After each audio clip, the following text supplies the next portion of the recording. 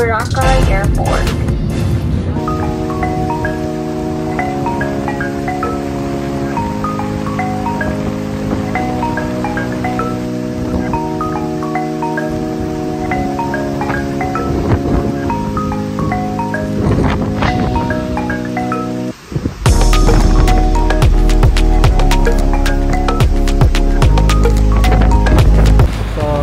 How Boracay looks today. Maalon, mahangin, walang blue sky, but there's no people swimming. Look at that. This is Boracay, so you're gonna enjoy the weather here. So I'm gonna find somebody over there na magre-rent na I can use a surfboard. So we'll see how it goes. I think from the morning until noon matataas yung dagat dito sa Boracay. Ito yung parang peak na yata to ng high tide dito sa Boracay. Okay, ito si sir, siya yung nagpa-rent ng ng surfing board. Siya yung mag-train sa akin how to do surfing kasi first time ko ditong mag-surf. This is my first time to do it, so siya daw yung magtuturo sa akin. Ilang minutes sir? 30 minutes? Okay. Tuturuan mo ako. Yung okay. If you guys want to find like this surfing board na magagamit nyo if you wanna do these activities, they're just around here. You can talk to them, ask them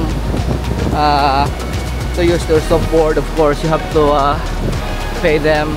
It's not that big. I think it's 500 pesos for 30 minutes. Yun, that's good enough. Ito yung surfing board niya. Ito, na-set up na ni sir yung surfboard niya. Ititrain niya ako for few minutes on how to do the surfing board. Yung first step natin sir, yung dadapa muna tayo kasi medyo malaki yung board natin. Dapat pa natin itulak. Dapat yung dapa natin sir. Ganito lang yung position ng paa. Depende sa'yo kung saan yung sanay mo. Okay. Baliktaran pwede. Pag naka-float ka na yan, pag naka-float ka na. Kasi magbibila ako ng 1, 2, 3, tsaka kayo tatayo. Okay, so nandoon ka rin sa akin doon. Doon rin. Okay. Kasi ako na mag-ano muna sa'yo. Okay. So yung in case malulun ako, nandiyan ka. yung kamay at hold ganito. Pag bilang ko 3 sir, 1, 2, 3. Yung isang paa sir, steady lang. Tapos yung isa abante, puro gitna yung paa natin. Tapos yung nest natin, depend natin. Okay. Tapos yung bigat ng katawan dito lagi sa Diyan sa backside ng backside. Huwag sumobra masyado kasi Okay. yung board susok-susok. Dapat dito lang sa back. Okay. Dapat yung paa natin sir, nakabin lang. Okay. Nakabuka, pwede naman body straight, basta yung topo nakabin. Okay, yan. Na na ni sir yung instructions, so I will give it a try. Just practice for now.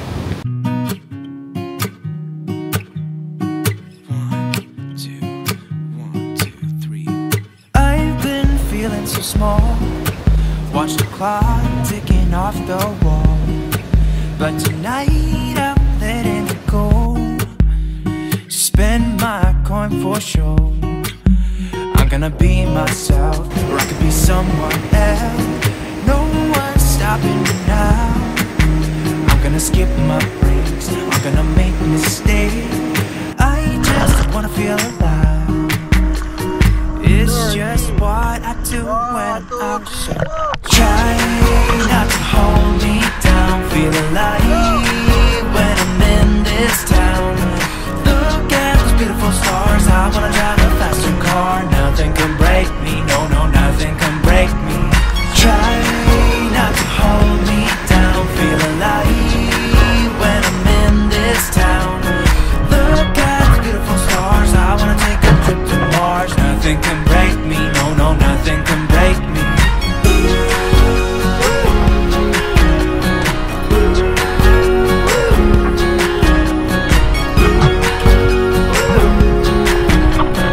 Look at the beautiful stars. I wanna.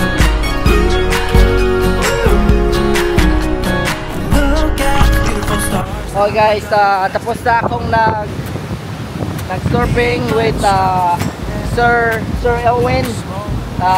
He's the best. He's the best. I can recommend him. Magaling siya magtuturo sa'yo, and then he can really guide you all the way doon sa malayo. Then after that, he will let you go. But before that, he already teach you how to do the right thing. Paano mag-balance, mag-position sa self niyo para makapunta kayo galing doon hanggang dito sa malapit. Thank you, Sir Elwin, for the time. Thank you so much. Thank you, sir. Thank you. Try not to hold me down, feel alive when I'm in this town. Look at those beautiful stars, I wanna drive a faster car. Nothing can break me, no, no, nothing can break me. Try not to hold me down, feel alive when I'm in this town. Look at those beautiful stars, I wanna take a trip to Mars. Nothing can break me. If ever you wanna see what's in and out dito sa Boracay, si Sir, anong channel mo, Sir? Boracay Junggala po. Boracay Junggala.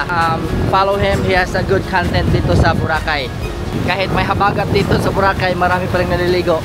Hindi mauubusan ng mga tourist or family vacation yung Boracay. This is one of the top destination dito sa Philippines talaga.